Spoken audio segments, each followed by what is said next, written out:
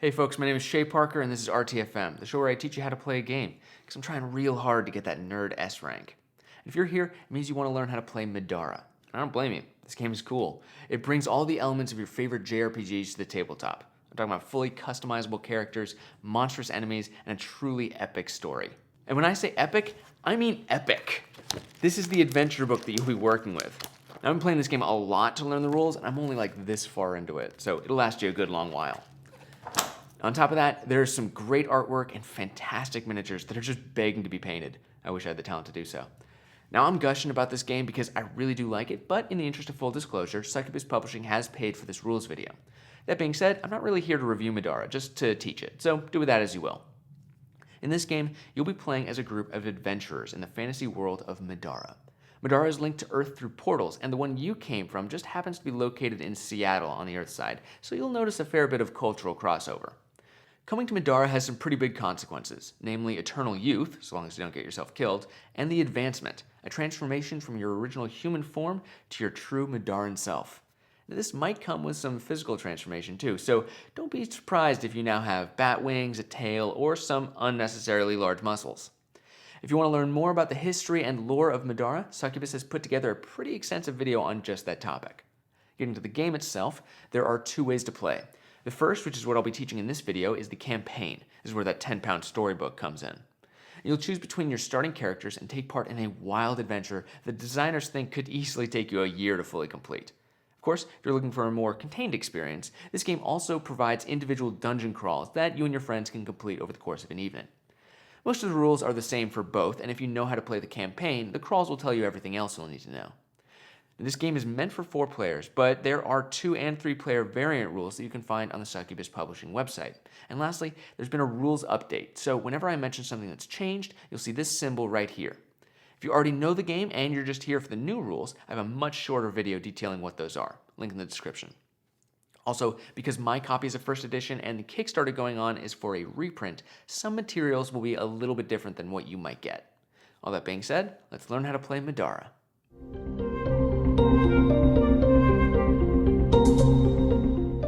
Okay, so this game is broken up into 2 basic modes. There's the combat encounters and the story breaks. The encounters are a little more involved, so I'm going to start with that. To do so, I've set up a few things. First off is our map. Now, I'm trying to avoid spoilers as much as possible, so this doesn't actually correspond to anything in the book. We've got our heroes on one side, a few enemies, and a number of different tokens that will come into play as we go. I've also set up our characters with some basic equipment and disciplines, and placed an enemy combatant card for those cave sickles nearby. So let's get started. To determine who goes first, we need to make the initiative order. There are small cards representing every figure in the game, so find one for each. Now mix them up and place them in a line. At the end of every round, the initiative track will be shuffled and remade, but for now, let's just get started. Rook has the first turn, so let's get this muscle boy into the fray. There are 4 standard actions you can take: move, attack, encounter, and re-equip. Because we have melee weapons equipped, we need to move if we want to attack this cave sickle. To do so, we spend 1 stamina point, or SP. We start each encounter with 3 SP, have a maximum of 5, and on each of our turns, besides the first, we'll get 3 more. So we spend 1 to move. Our movement is 6, so we can move up to 6 spaces. We can't move diagonally, but if the goal is to be adjacent to the enemy, this spot, which just happens to be 6 spaces away, will do just fine. Once you take a move action, you won't be able to move again during your turn. However, if you want to go a little farther, there are 2 ways. If we had any items or disciplines that granted free movement, that wouldn't count as a move action. So after we're done with our move, we could use those.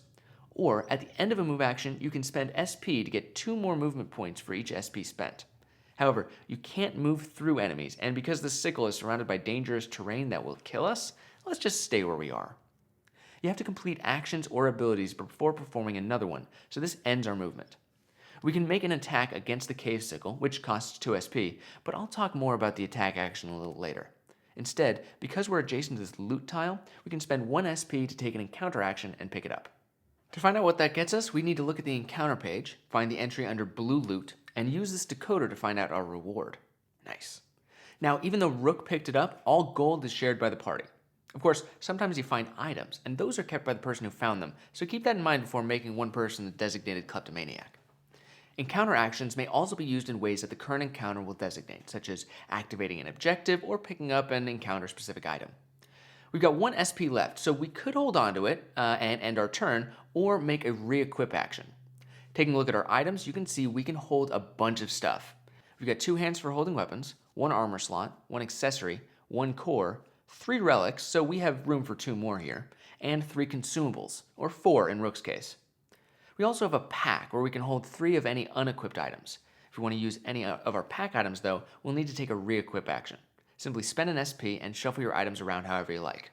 Also, if there's a player adjacent to you during a re-equip action, you may take items from them, but you can't give them anything. And whenever you gain an item during an encounter, say from a treasure chest, you immediately get a free re-equip action. After which, if your pack is full, any extra items will go into the party stash, where you won't be able to access them until after the encounter. So those are the 4 standard actions, but actions are only one part of your turn. During each adventurer's turn, they'll go through 5 phases. During the start of turn phase, you'll resolve any abilities or effects that are triggered by special encounter rules, enemies, or any abilities you or an ally might have.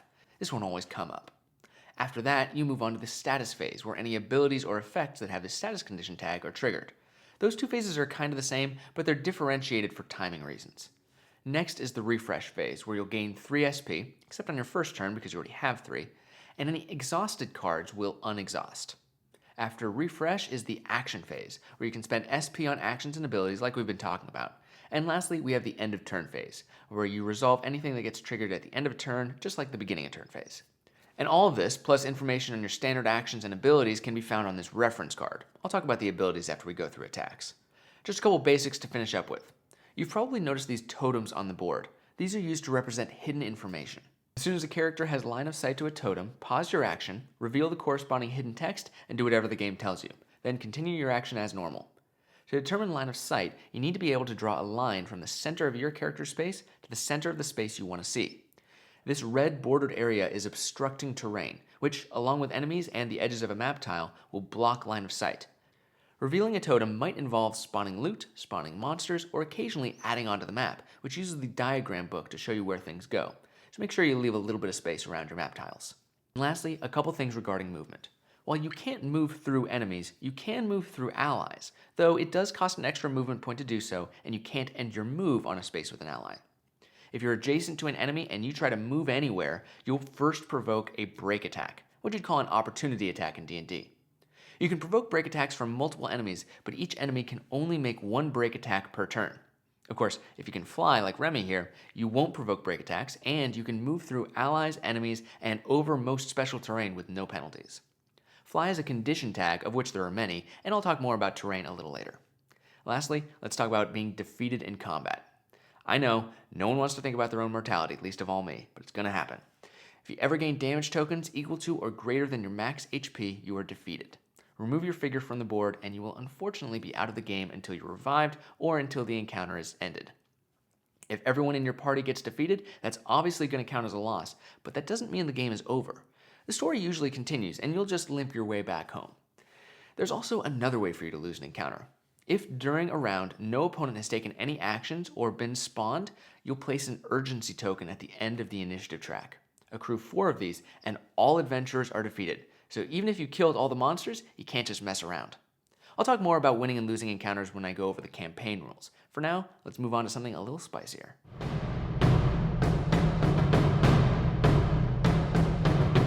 Okay, so the attack action gets its own section because it can be a little involved, but it's going to seem more complicated than it actually is.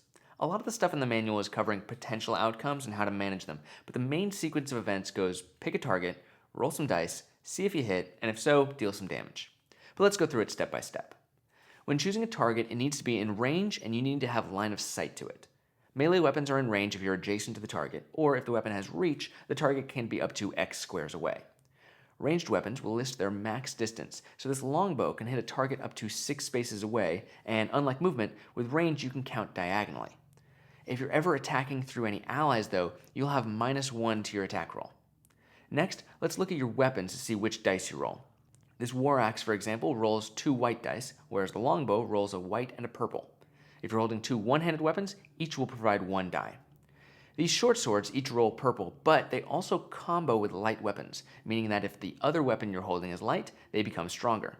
Since the short swords are both light, each one gets an extra ability and a finesse upgrade, meaning that they roll white dice instead of purple. If you have no weapons, each unarmed hand will roll 1 purple, but weapons are really the way to go. and there are tons of them, so you'll definitely be able to find something that appeals to you. Okay, we've got our attack dice, and now we can perform the first of our 3 standard abilities, Empowering. At the bottom of each weapon are a bunch of symbols, which you'll also find on your attack dice. If you can match them up, your attack will become stronger, and Empowering lets you roll the black die, which is just filthy with symbols. However, you have to spend 1 SP to empower, and if you roll the skull, your attack automatically misses, so there's some risk-reward going on here. Some items will let you empower for free though, like this shield here, which just needs to be exhausted, and some weapons are always empowered, like this great hammer. The second ability that will come into play is Dodging. Some enemies will be able to dodge, and if so, it will be written on their combatant card. If you're being attacked and want to dodge, it costs 1 SP, and again lets you roll the black die. This time though, for each shield you roll, you increase your defense by 1. In this case, since everyone's defense starts at 9, we would have a defense of 11. Empowering and dodging are both optional for you though, so they won't be happening every attack. Let's say we didn't empower and the enemy didn't dodge, so now we just roll our attack dice and see if we hit. We're trying to meet or exceed the enemy's defense, which in this case is 8. We rolled a 9, so that's a hit, and because 9 is 1 higher than 8, we're going to deal 1 damage. Of course, there's still all of those symbols, and if you look at the War Axe card, we can spend each shield and each star to increase our damage by 1. And if we want to exhaust the axe, that book will grant us a damage as well. Exhausted weapons can still be used for attacks, so let's do it and bump us up to 4 damage. Place counters near the combatant card matching the color on the base of the figure. And it's important to note the difference between hitting your target and dealing damage. You can have all the symbols in the world dealing so much extra damage, but if the numbers you roll don't meet or exceed the target's defense, your attack is still a miss. Also, some enemies will have armor, which subtracts physical damage dealt, but doesn't protect against magic or irreducible damage. Of course, if you have armor piercing, that'll negate the armor, so you'll need to take all that into account if it shows up.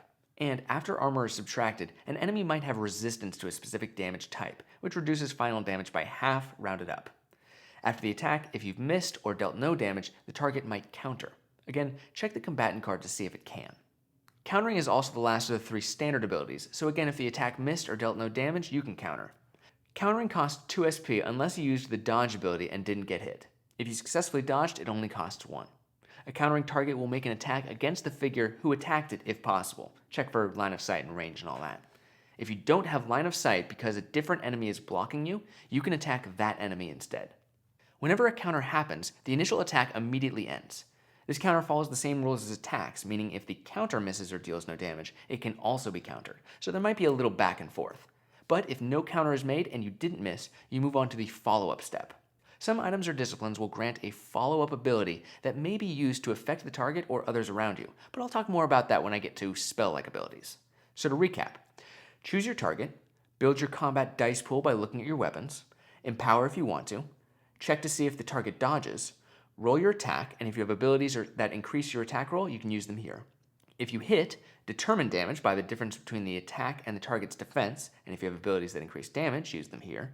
Subtract armor, then resistance, and then deal final damage, if any. If the attack missed or no damage was dealt, check to see if the target counters. If they don't counter and the attack didn't miss, use any follow-up abilities that you might have. I know it seems like a lot, but it's very rare that all of these steps will come into play, and if you forget any of them or need to work out any specific timing, it's all on page 43 of the rulebook. Next up, we have spellcasting.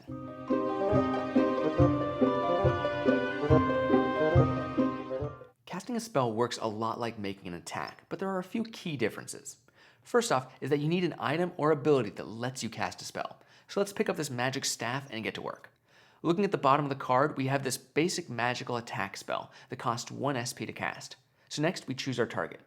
The target has to be in range, but the range for spells uses something called Sphere of Influence, or SOI.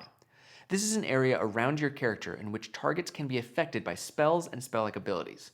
The base range of this is 4, and as with range you can count diagonally, so I guess it's more of a square of influence, or SOI.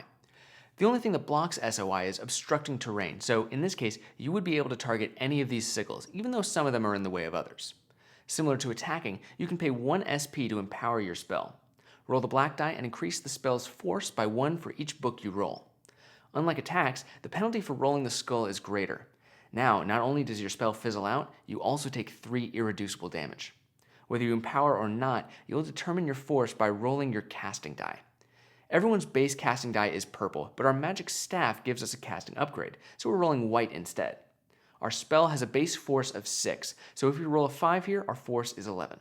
The books at the bottom of the staff card are in reference to attacks though, so unless some game element is telling us otherwise, we won't be looking at symbols while determining force. After you've rolled, the target makes a conviction check by rolling their conviction dice. Each character's conviction starts at 2 purple, but can be upgraded through items, and monsters will have their conviction shown on their combatant card. The sickles roll 2 purple, and let's just say they totally beef it. The difference between our roll and theirs doesn't really matter for spells though. As long as the conviction is less than the force, they don't resist the spell, which means we can apply its effects. For the spell we cast, we'll roll the black die and deal magic damage for each book, but other spells will have different effects. There are also several abilities that are not quite spells, but they're definitely not attacks, so they're called spell-like abilities. Looking at the Great Hammer, what we see, besides how great it is this follow-up ability, the end of which says Force 7 plus difference hit. Because it mentions force but doesn't include the word spell, this tells you that it's a spell-like ability. The difference hit is referring to the difference between the attack roll you made and the target's defense. This gives you the force of the ability instead of rolling a casting die. Start by choosing a target, which, if the ability is a follow-up like this is, has to be the same target you were attacking, unless the card says otherwise, like it does here. Then the target, or in this case targets, make conviction checks to resist the ability, and if they fail, resolve the effects. Here, that means they'll be pushed 1 space and inflicted with paralyze, which I'll talk more about a little later.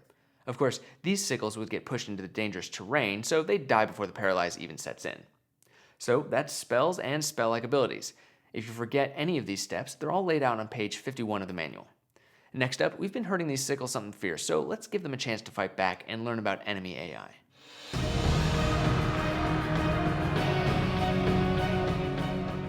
Like I said, we've been putting the hurt on these rock bugs, so let's see what they do on their turn. All non-player combatants go through turn phases like players do. Enemies have a start of turn phase, a status phase, an activation phase, and an end of turn phase, with each enemy in a group taking its turn in order before moving on to the next. The only phase that they don't have is the refresh phase, because they don't have any SP or exhaust abilities. What they do have are automated instructions, so let's take a detailed look at an enemy combatant card. At the top are any passive abilities. Here we see that sickles are immune to poison, and when there are more sickles around, they get stronger. At the bottom right are its stats like health and defense, and the dice that it uses when making attack rolls. At the bottom left are its conviction dice and casting dice, if it has any. And in the middle are the AI steps. Whenever an AI combatant takes its turn, you'll follow the AI steps from top to bottom. Each step will ask a question. If the answer is yes, perform the action described below. If the answer is no, move to the next step. And if the answer to every question is no, the combatant won't perform any actions. After a combatant has performed an action, end their turn, unless that action says continue down, after which you'll move on to the next step and continue as normal.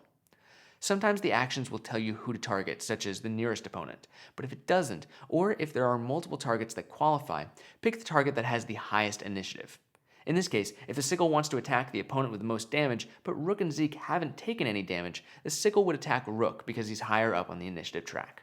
And just a quick note, when figuring out who the nearest opponent is, you can count diagonally as well. So in this case, even though it's not how geometry works, Rook and Zeke are the same distance away. In order to avoid the players abusing the predictability of enemy AI, there are a few golden rules to follow. First, if an opponent ever has 2 or more available options, such as inflicting one of 2 different status effects, whichever the players decide is worse for them, that's what the enemy does. Second, sometimes AI instructions will result in an enemy hurting itself or putting itself in danger. If the only way to complete the instruction will damage but not kill the enemy, that's fine. But if there's a way to complete the task without hurting itself, it will choose that option. Third, unless otherwise stated, an opponent will never intentionally take an action that will result in its guaranteed death, even if that means it doesn't take an action that turn. And lastly, this one won't come up much, but if an opponent has been the target of an attack, spell, or ability since its last turn and can't fulfill any of its AI steps, it moves towards the nearest opponent, jumping up to 4 spaces if necessary. Just a couple more things to mention about combatant cards. First, they aren't just for enemies. Sometimes you'll have allies, or you might learn how to summon or turn into powerful creatures. If an ally has AI steps, treat it just like a monster, except you're its allies and your opponents are its opponents. Otherwise, these command and conduit cards are treated like player cards. They'll start with SP and gain more just like a player would. and all of their abilities and stats are on display, though some will scale based on the player's strength. Whenever an ally or enemy is summoned during an encounter, place their initiative card after the character who summoned them. And lastly, whenever an enemy is defeated, you get to draw a loot card from the deck. That is, unless they have the swarm tag on the top right. For swarms, you need to defeat all 3 of the enemies in that group before drawing loot. There are a bunch of combatant tags that I won't go into, so whenever you see a new one, check them out on page 54 of the rulebook. Alright, what's next?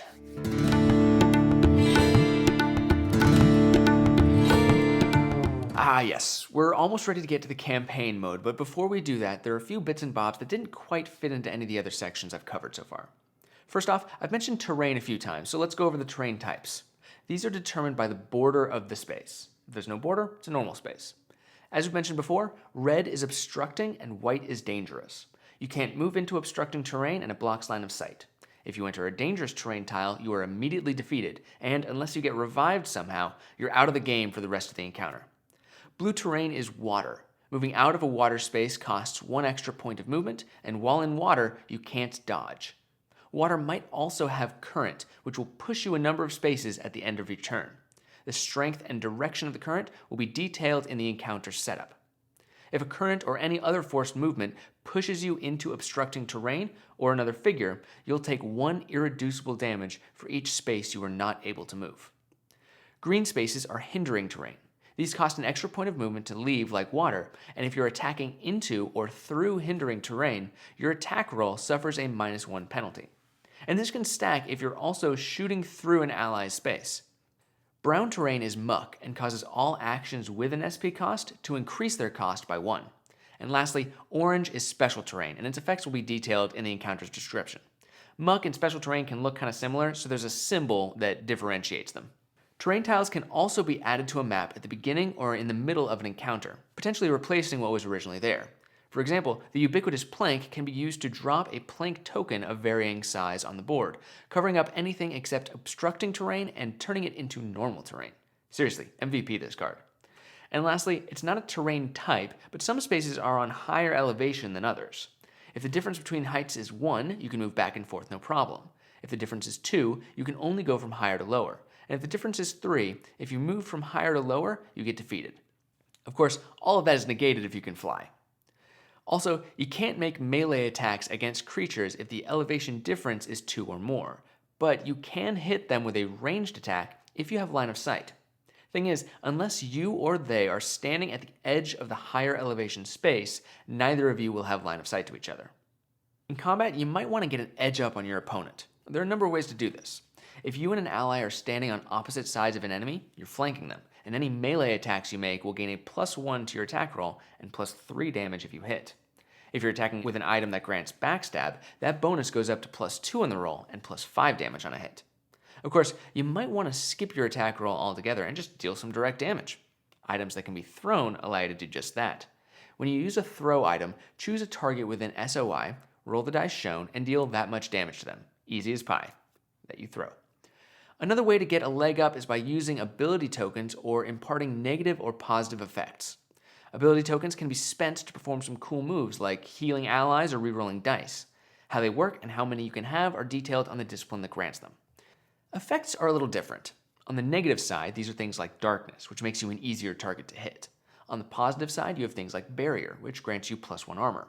Again, these are self-explanatory and they're all listed in the back of the rulebook, though some of them have changed with the update. The main difference between effects and abilities is that effects aren't spent and will keep affecting you until they're discarded. Now, sometimes, both in and out of combat, you'll need to make a skill check. Each character has 5 skills listed on their character card: presence, lore, agility, perception, and strength. Whenever you make a check, roll your conviction dice and add it to whichever stat the check calls for. The majority of the checks you'll probably be making are to jump. Now, let's say you want to get over this dangerous terrain without falling to your death. Can't blame you. Instead of taking the long way around, you can try to jump over it. Whenever you jump, you don't suffer the effects of the terrain you pass over, so this is perfect. The space you jump off of has to be normal terrain, you can't jump over any ally or enemy figures, and each space you move still costs 1 movement point, all of which are doable right now, so let's get started.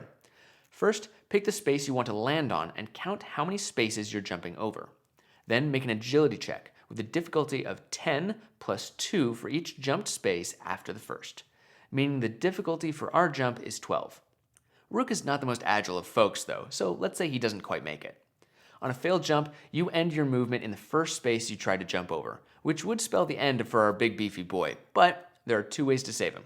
First off, if any allies are adjacent to the space that you jump out of, they can add their strength bonus to your roll, sort of a fastball special. And if that doesn't work, any ally adjacent to the space you're trying to jump into can catch you by making a perception check with a difficulty matching the agility check that you failed. Jumps can be a little risky, but well worth it if you need to get somewhere in a hurry. Now, player characters aren't the only ones who can make skill checks, but AI combatants do it a little differently. If they ever need to make a skill check, they simply roll the black die, and any result other than a skull counts as a success. Enemies will even jump if they have to, normally being able to jump over only 2 spaces at a time, but remember the golden rules. And if there's a safer route that still gets them where they need to go, they'll take it. And with that, I think we're ready to start looking at the big picture, so let's move on to the campaign mode.